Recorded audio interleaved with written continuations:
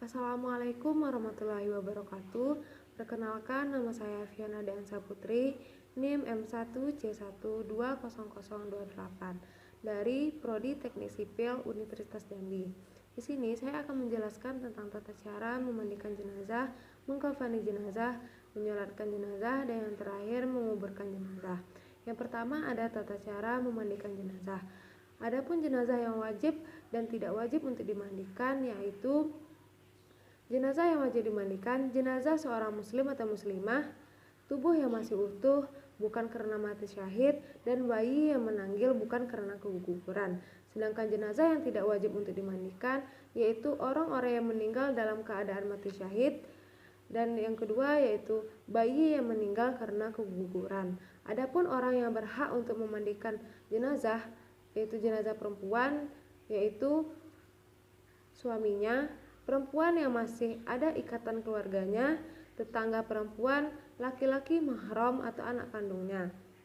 Adapun alat yang digunakan untuk memandikan jenazah, yang pertama air putih secukupnya, yang kedua sabun, wangi-wangian non alkohol dan air kapur barus, yang ketiga sarung tangan untuk memandikan jenazah, yang keempat kapas, yang kelima potongan atau gulungan kain kecil, dan yang keenam kain handuk atau kain basahan.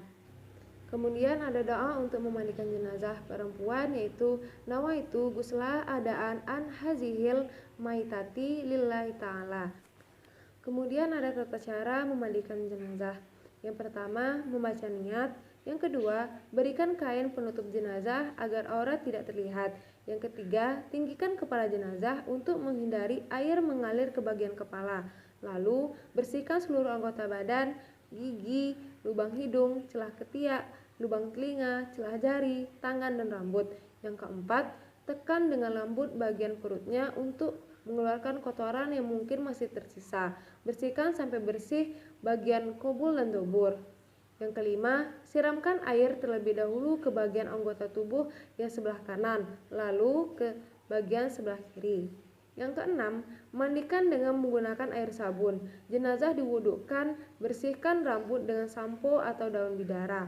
Yang ketujuh, gunakan air yang dicampur wangi-wangian pada bilasan terakhir. Yang kedelapan, setelah selesai dimandikan, keringkan tubuh jenazah dengan kain agar tidak basah saat dikafani. Dan yang terakhir, yaitu yang kesembilan, sebelum dikafani, beri wewangian non alkohol, misalnya yaitu menggunakan kapur barus. Kemudian ada tata cara untuk mengkafani jenazah. Untuk mengkafani jenazah laki-laki, kita membutuhkan 3 lembar kain kafan, dan untuk mengkafani jenazah perempuan, kita membutuhkan 5 lembar kain kafan. Sebelum menyusun kain kafan, bagian-bagian tubuh yang berlubang dan pada anggota untuk sujud ditutup kapas yang diberi wewangian. Kapas tersebut diikatkan tali dari potongan kain kafan yang nantinya akan dilepas di kuburan. Bagian anggota tubuh yang berlubang antara lain hidung, mulut, kedua telinga, kemaluan. Bagian anggota tubuh untuk sujud antara lain dahi, kedua telapak tangan, kedua lutut, jari-jari kedua kaki, bagian persendian dan anggota yang bersembunyi antara lain belakang kedua lutut, ketiak, belakangnya kedua telinga. Adapun tata cara mengkafani jenazah perempuan, yaitu yang pertama, bentangkan 2 lembar kain kafan yang sudah dipotong sesuai ukuran jenazah. Kemudian letakkan kain sarung tepat pada bagian antara pusar dan kedua lututnya. Kedua, persiapkan baju gamis dan kerudung di tempatnya. Yang ketiga, sediakan 3-5 utas tali dan letakkan di bagian bawah kain kafan yang paling bawah. Yang keempat, sediakan kapas yang sudah diberikan wewangian yang nantinya diletakkan pada anggota badan tertentu. Yang kelima, setelah kain kafan siap, lalu angkat dan baringkan jenazah di atas kain kafan. Yang keenam, letakkan kafas yang sudah diberi wewangian ke tempat anggota tubuh seperti halnya jenazah laki-laki. Yang ketujuh, selimutkan kain sarung pada bagian jenazah antara pusar dan kedua lutut. Pasangkan baju gamis berikut kain kerudung. Untuk yang rambutnya panjang, bisa dikepang menjadi 2/3 dan diletakkan di atas baju gamis di bagian dada. Yang kedelapan, yaitu yang terakhir, selimutkan kedua kain kafan selembar demi selembar mulai dari yang lapisan paling atas sampai ke lapisan yang paling bawah. Setelah itu, ikat dengan beberapa utas tali yang telah disediakan. Ini saya akan praktek tata cara sholat jenazah. Usalli ala hazihil maitati arba'a takbiratil fardu kifayatin ma'muma lillahi ta'ala. Allahu akbar. Bismillahirrahmanirrahim. Alhamdulillahi rabbil alamin. Ar-Rahmanirrahim. Maliki yaumiddin. Iyyaka na'budu wa iyyaka nasta'in. Ihdinas siratal mustaqim. Siratal ladzina an'amta 'alaihim ghairil maghdubi 'alaihim waladdallin. Amin. Allahu akbar. Allahumma salli ala Sayyidina Muhammad wa ala ali Sayyidina Muhammad. Allahu akbar. Allahumma fir laha warhamha wa'afihi wa'afu anha. Allahu akbar. Allahumma la tahrimna ajraha wa taftina ba'daha wa fir lana wa laha. Assalamualaikum warahmatullahi. Assalamualaikum warahmatullahi. Yang terakhir ada tata cara menguburkan jenazah menurut Islam, yaitu 1. Memperdalam galian lubang kubur agar tidak tercium bau jenazah dan tidak dapat dimakan oleh burung atau binatang pemakan bangkai. Yang kedua, cara menaruh jenazah di kubur ada yang ditaruh di tepi lubang sebelah kiblat, kemudian di atasnya ditaruh papan kayu atau semacamnya dengan posisi agak condong agar tidak langsung tertimpa tanah.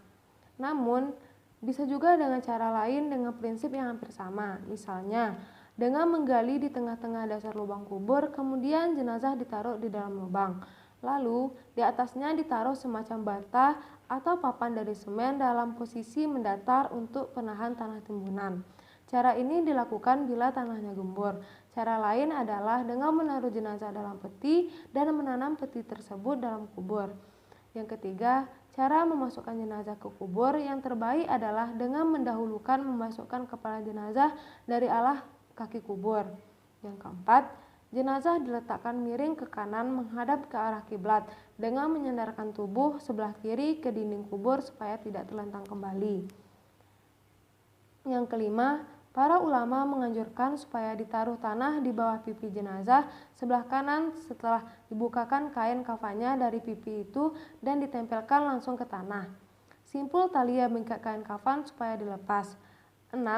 Waktu memasukkan jenazah ke liang kubur dan meletakkannya dianjurkan membaca doa seperti Bismillahi wa ala milati Rasulillah. Artinya, dengan nama Allah dan atas agama Rasulullah. Hadis riwayat Tirmizi dan Abu Daud. Yang ketujuh, untuk jenazah perempuan dianjurkan membentangkan kain di atas kuburnya pada waktu dimasukkan ke liang kubur, sedangkan untuk mayat laki-laki tidak dianjurkan. Yang kedelapan, orang yang turun ke dalam lubang kubur mayat perempuan untuk mengurusnya sebaiknya orang-orang yang selamanya tidak mensetubuhi istri mereka. Yang kesembilan, setelah jenazah sudah diletakkan di liang kubur, dianjurkan untuk mencurahinya dengan tanah 3 kali dengan tangan dari arah kepala mayit lalu ditubuhi dengan tanah.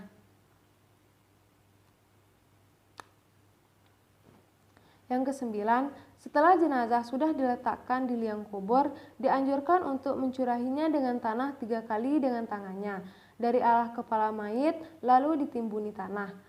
Dan yang terakhir yaitu berdoa setelah selesai menguburkan jenazah.